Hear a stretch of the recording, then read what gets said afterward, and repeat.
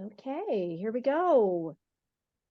Hi, my name is Cindy Rayfield, and I'm joined by my lovely friend Brenda Kellogg Meyer, who is a part of this call today. And we're going to use this session for practice as much as anything, because I'm going to start doing these webinar sessions once a month where people can ask me any question. I feel like I've been in this industry a long time, in the franchise industry, and I could pretty much take on any question. I'd actually enjoy it if somebody could stump me. So we'll see. We're going to kind of use this as that kind of thing. So my name is Cindy Rayfield.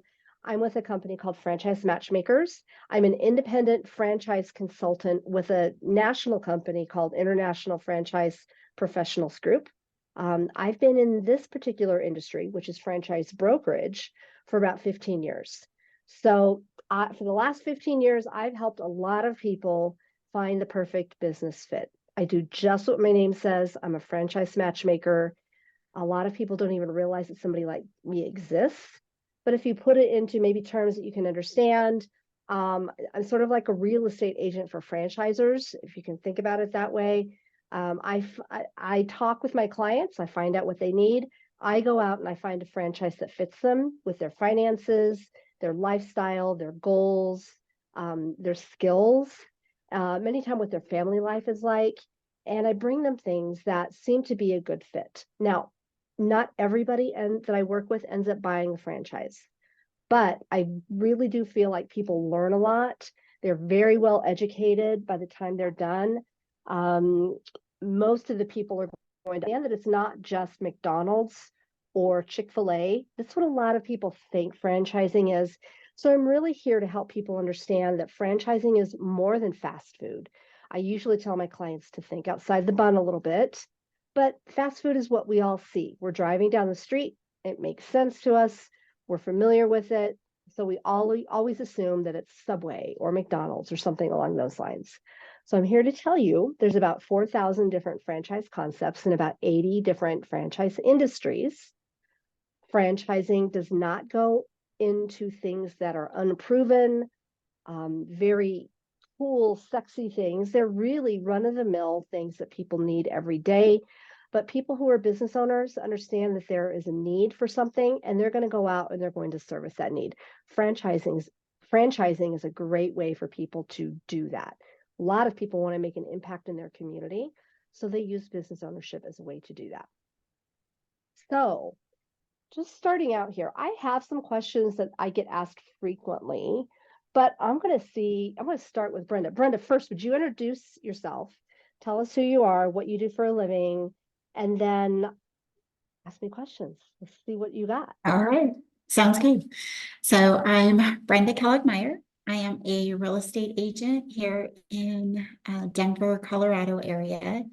And my husband and I also own a business called Commercial Maintenance. And we do basically handyman commercial maintenance on commercial buildings. Great. I've known Brenda for a long time. So we do a lot of networking together. And she's always been a real proponent of me and what I do. So she's been very supportive. So thank you for being on my call today. Yeah, you're Love welcome. it. Glad to be here. So tell me, Brenda, do you have any questions? I mean, you hear me talk about this a lot.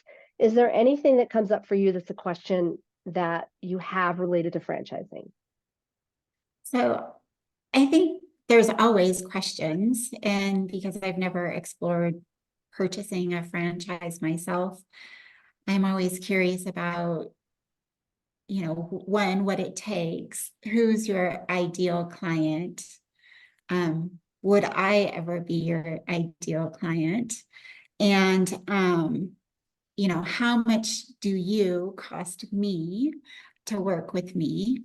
How do people get funding for franchises? Do people with money, do you have to have money to make money? So those are kind of my big questions. And then if I were going to narrow it down, I think for me, I'd be interested in something that might be a real estate uh, um, franchise in the real estate industry and or like storage facilities, something like that. Great. All good questions. I'm going to start first with type of people that I work with. Um, Typically, when I tell people my ideal client, they are generally people who are, number one, executives who are in a state of maybe a layoff or early retirement, or, and I don't know if people know this, but typically people who are at a C-level executive position many times see layoffs. CEOs, for example, experience layoffs on average about every 18 months, and then it can take them up to 2 years between jobs. So that's why a lot of times CEO people, level people, or CFOs, CIOs who have been laid off or have transitioned out, a lot of times they go in knowing that their job is going to be temporary.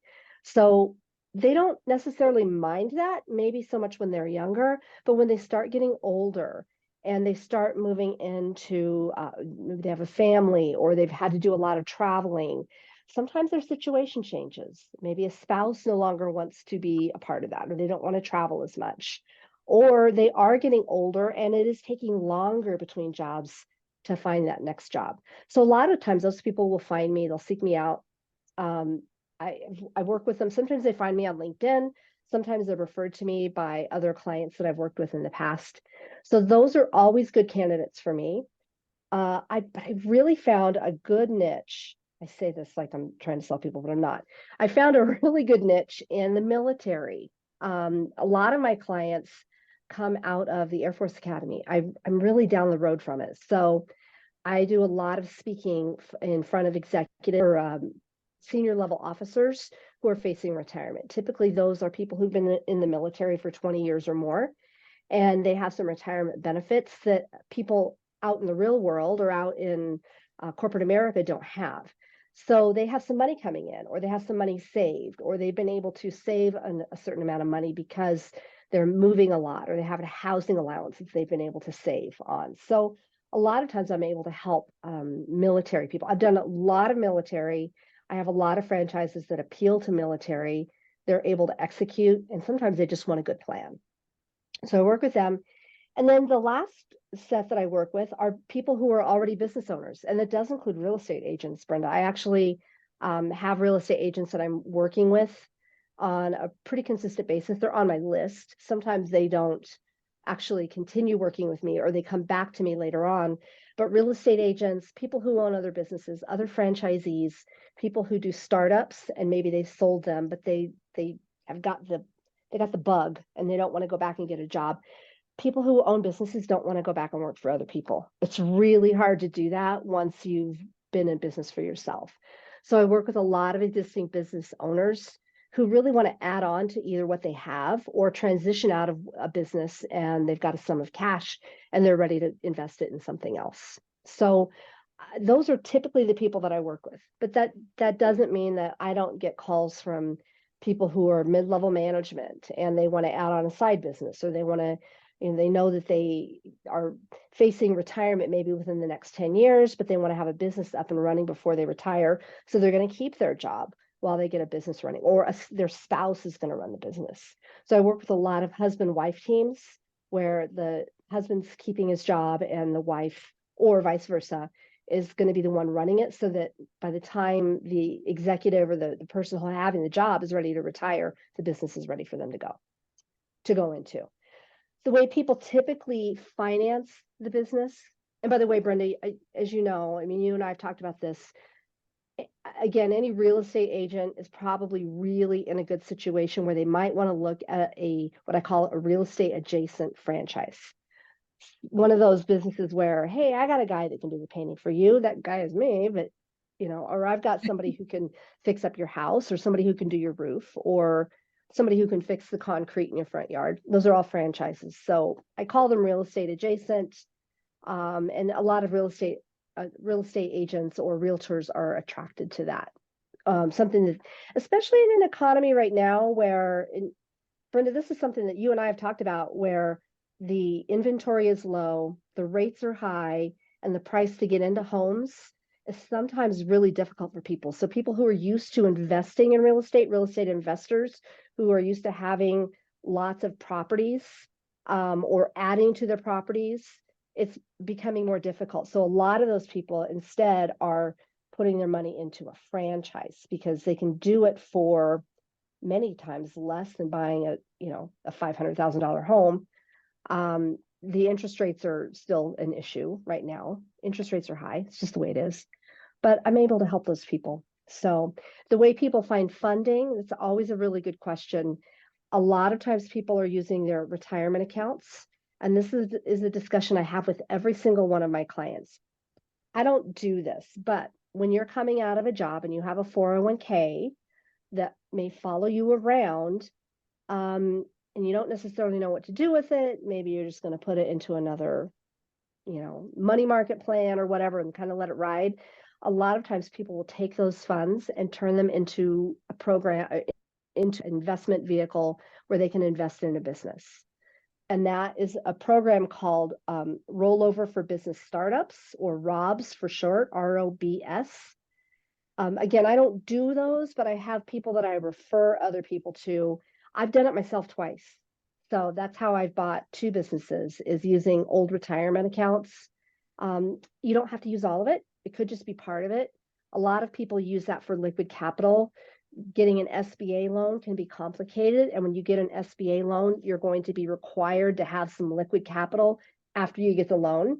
So it's kind of a catch-22. So if you're going to plan to take out a loan, you don't want to go all the chips in, because then the SBA is not going to approve you for the loan. It's kind of a weird thing.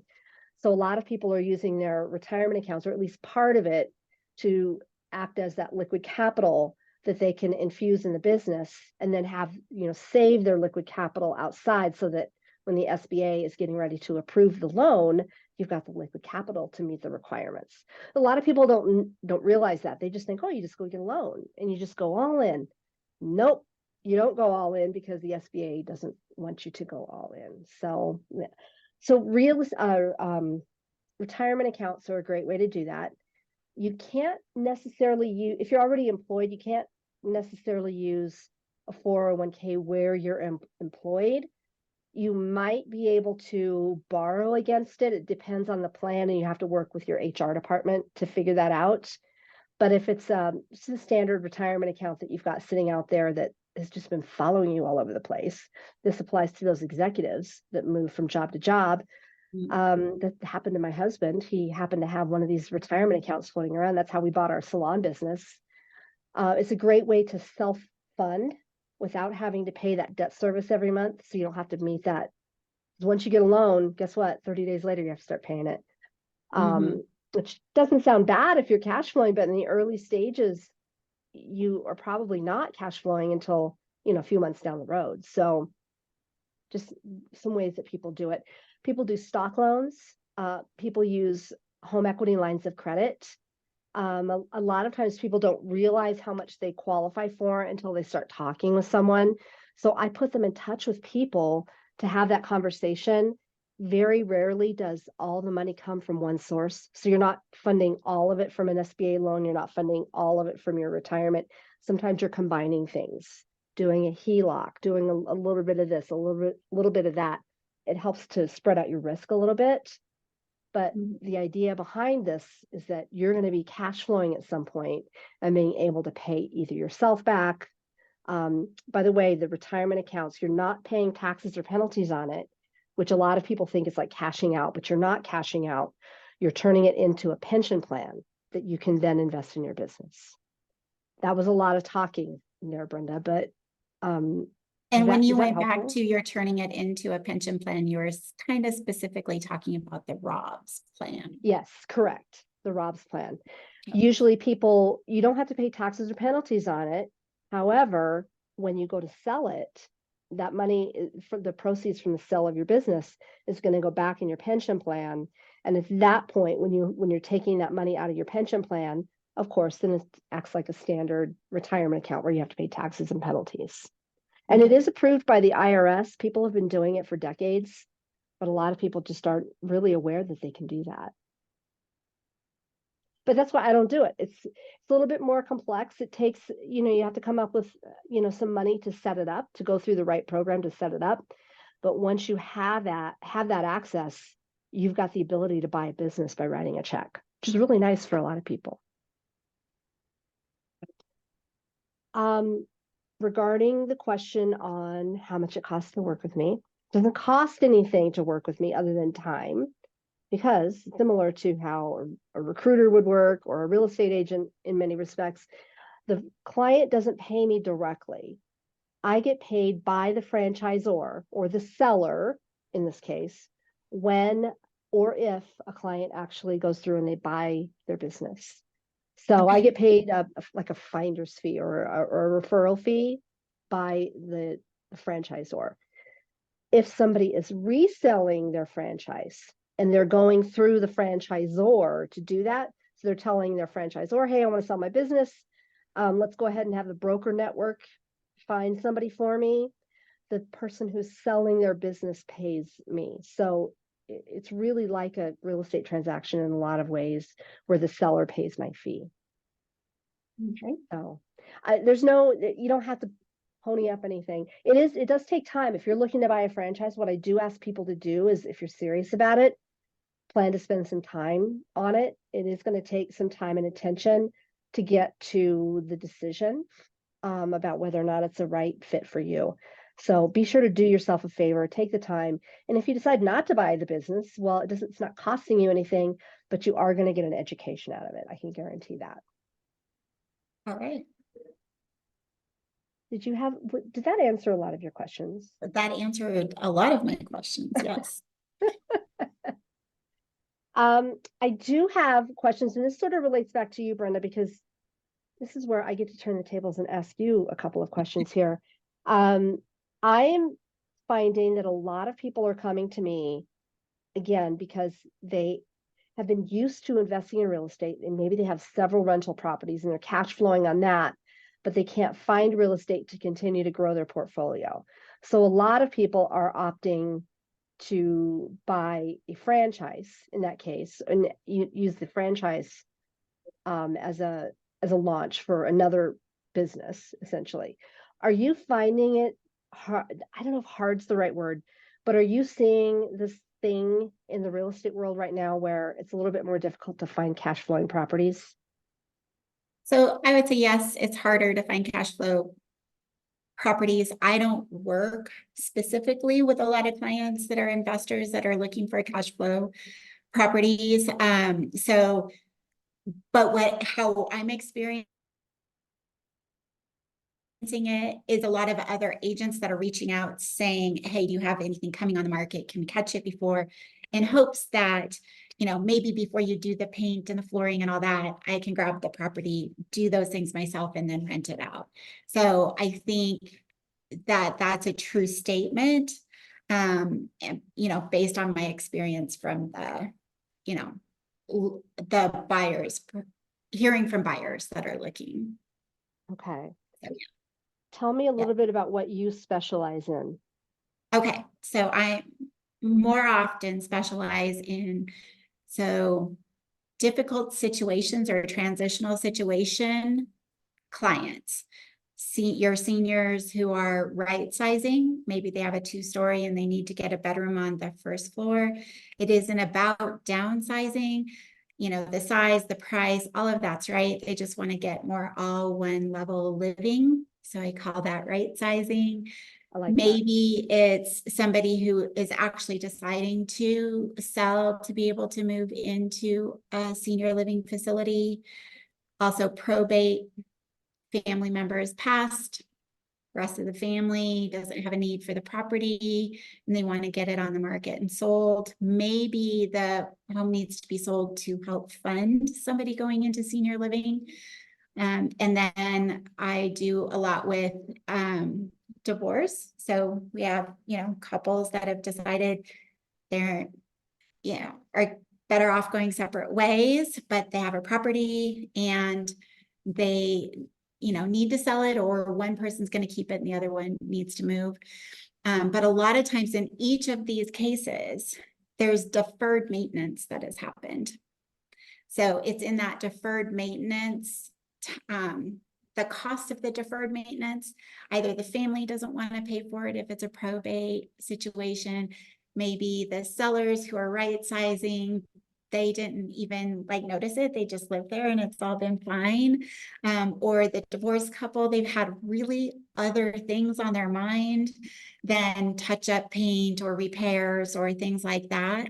And I have a group of contractors and some funds available to help do those deferred maintenance items, get the house up to where it needs to be to sell well on the market, and then take reimbursement at closing.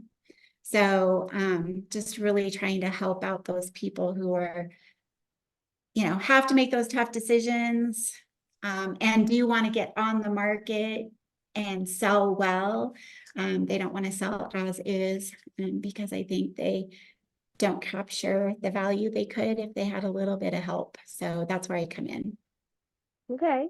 And do you work only in or in the Denver metro, or do you have like territories where you work?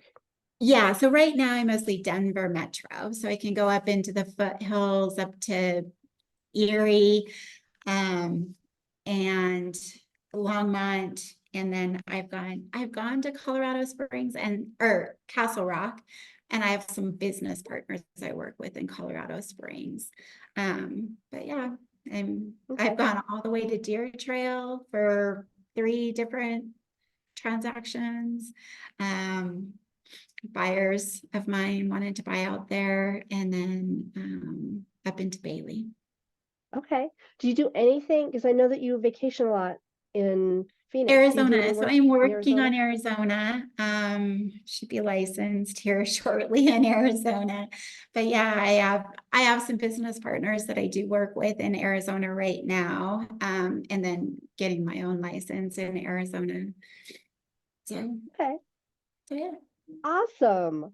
Well, leading into that, because this is one of the questions you asked me, I have what I call real estate adjacent franchises and this is where the real estate people who I've been in connection with are looking for things that they can add on to their business that supports their real estate business. So I've got a staging concept that's really hot right now. I've got painting concepts that utilize proprietary methodologies and formulations. Um, I call these dirty businesses, by the way. People hear me talk about this. I think there's 2 areas where I see franchising growing.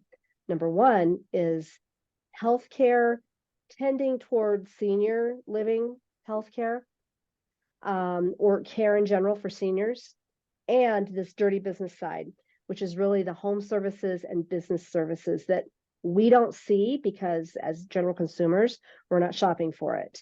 But if you need a painter, if you need a roofer, if you need new windows, if you're selling your house, you need to have some landscape done, gutters need to be cleaned out, things need to be taken care of. Real estate agents want to have other businesses that they can either own themselves or rely on, like you have a group of people that you can call on to actually come and do that. There's actually franchises that kind of gather that up together and allow you to provide that business to either your clients or other people's clients. Staging especially is really hot for that. Yeah, I always say it makes such a difference. People It don't helps believe to it, sell but a house. it Yeah. does. Yeah. Yeah. Well, people can envision it. Yeah.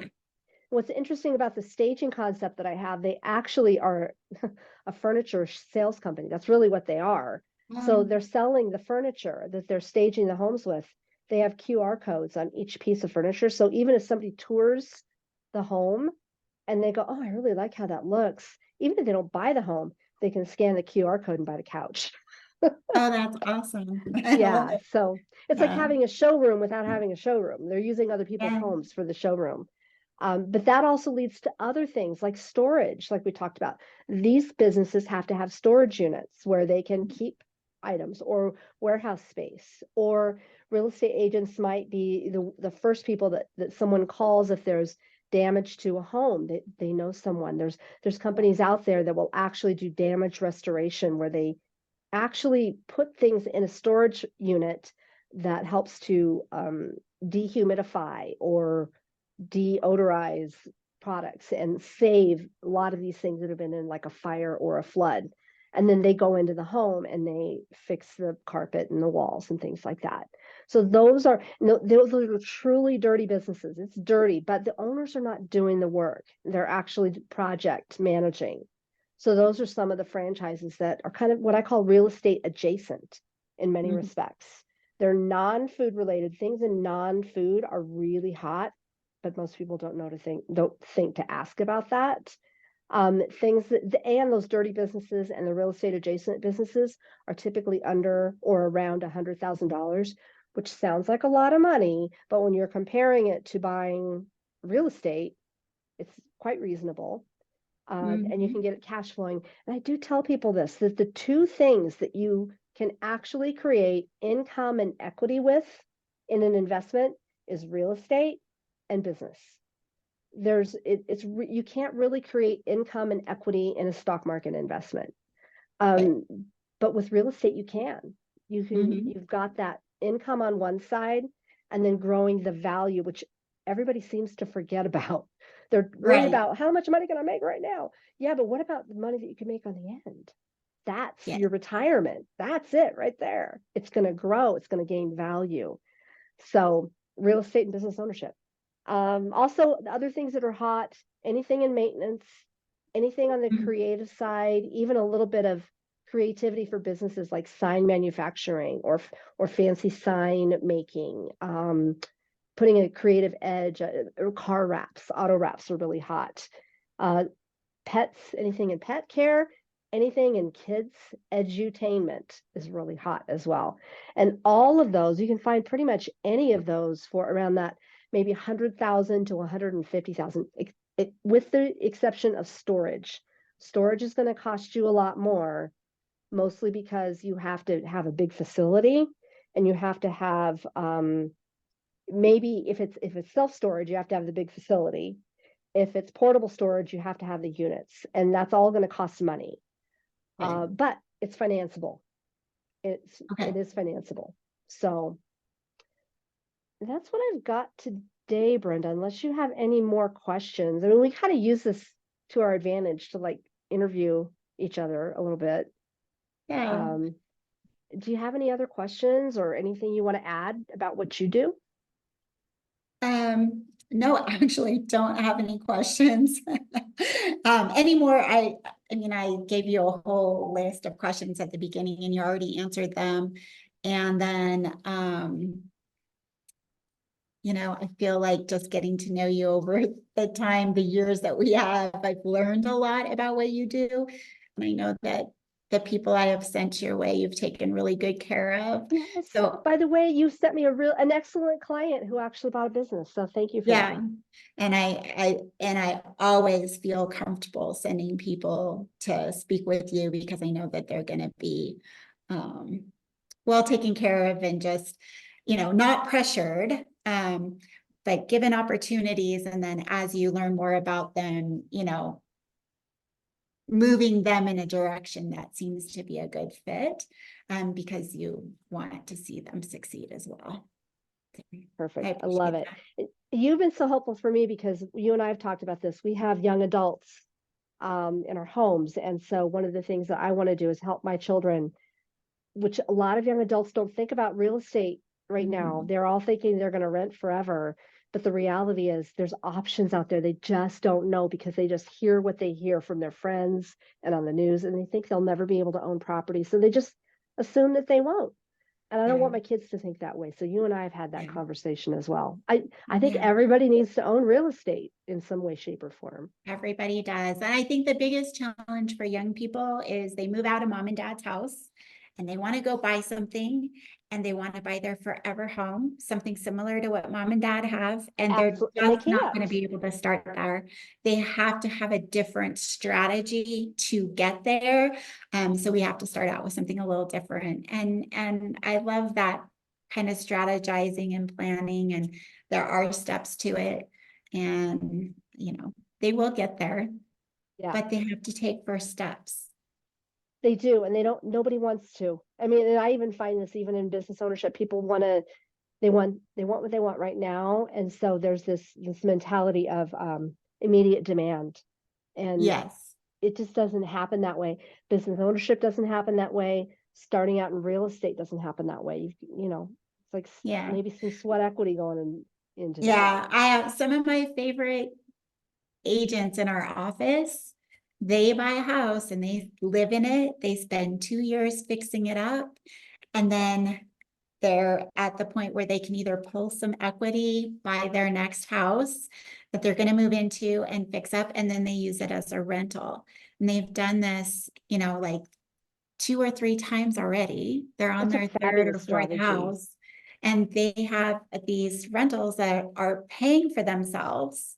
And then they're creating a legacy Yeah, and a plan. They have kids, eventually these kids are going to go off to college and they can either use it as rental income to make those payments, or they can maybe sell one to fund a college their education. education. Yeah, So I they're love it. they're a young couple with young kids, and I'm just so impressed with yep, we live in it, we renovate it, and we use it as a rental, and they're Dang, doing great. So that's awesome. yeah, All right. Well, listen, Brenda, I'm going to let you go. thank I you. appreciate the time and I appreciate the questions Thanks. and I appreciate you letting me experiment, see how this Yeah. goes. I think it's great. I think I just on a side note, I don't know if you want to keep this in the recording, but We'll go ahead and um stop the recording.